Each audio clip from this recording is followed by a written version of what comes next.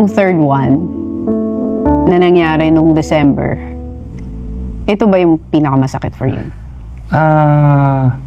Nung una ako, to be honest, kami ni Catherine nung nalaman namin na pregnant siya. Kasi feeling namin nabuo to nung birthday ni Mami Pinti sa Singapore or probably after. Hindi namin talaga akalain, wala kaming plano. Ang plano namin, baka posibleng mag-prepare muna ng katawan and IVF or kung ano man. Pero naturally pa rin gusto namin subukan. And then biglang ayun, a few days, delayed pa lang siya. Pagtingin namin, positive. Naalala ko pa yun, sinabi niya sa akin, nasa church. Tapos ginano mo pa si Alex. Sabi mo, hindi mo muna sasabihin.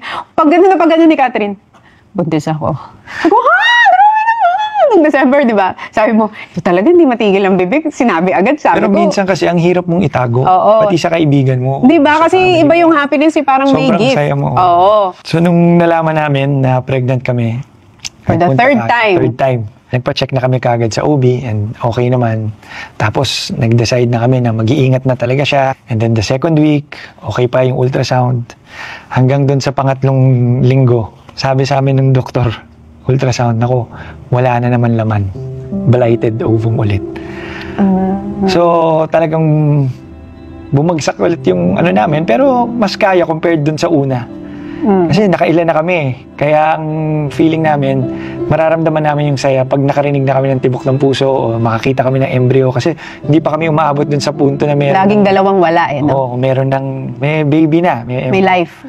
And then, sakto nag-text yung OB. Parang kinukulit siya. Daan ka naman, visit ka. Siguro blessing din ni Lord. Naisip namin, sige, pa-second opinion tayo dun. So, the week after, nagpunta kami. Pagdating namin dun sa ultrasound na yun, yun na yung pang-apat. Mayroong bata sa loob. May baby sa loob.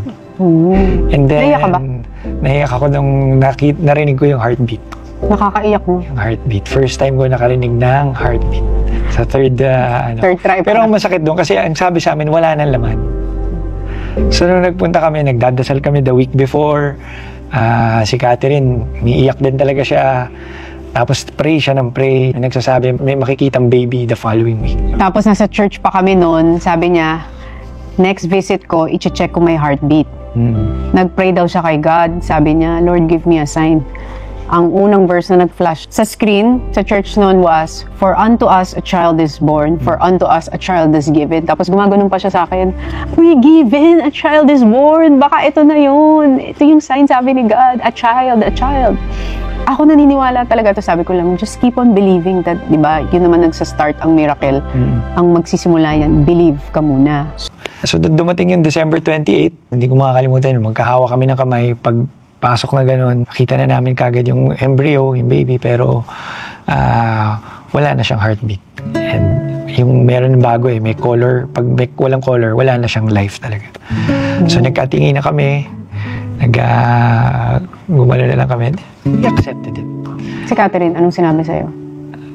Si Catherine, yung unang ganyan, strong siya Pero nung umuwi kami nung gabi, doon siya nagbe-breakdown Kasi siyempre, everyday mong inaalagaan yung sarili mo, napakaalaga pa niya sa katawan. And then, diba? Anong sinabi mo sa kanya? Kasi naalala ko, yung kwento niya sa akin, nung second miscarriage or second na hindi natuloy yung pregnancy, pag ganun daw, tapos nakitang walang heartbeat, ang una mo daw ginawa is, gumano ka daw sa kanya. Kasi parang naghanap daw siya ng source of strength. Kasi parang falling apart siya, tapos biglang pagtingin daw niya sa'yo, ang ginawa mo daw is, okay lang. Okay lang. Kasi minsan sinisisi niya yung sarili niya. Oo. Tapos hindi ko makakalimutan okay na, wala na nga. Ito sabi ng doktor, kailangan na niya uminom ng para mag-bleed siya. Nung umuwi kami, kakabili lang ng gamot. Tinatanong niya sa akin kung may chance pa ba bago inumin. Ano sinabi mo? Wala na. Yun talaga yung kinaawa ko sa kanya. Kasi bago niya, tinatanong niya kung baka meron pa bang chance paano mo sinabi? Naghahanap siya ng truth sa'yo? Sa'yo siya naghanap ng doon ako medyo talaga. Hirap sabihin pero wala. Ginano mo na? Sinabi ko wala na. Naaral na natin. Sinabi na rin. Meron ng findings. Tsaka niya inunod? Nung tsaka na siya nag-start.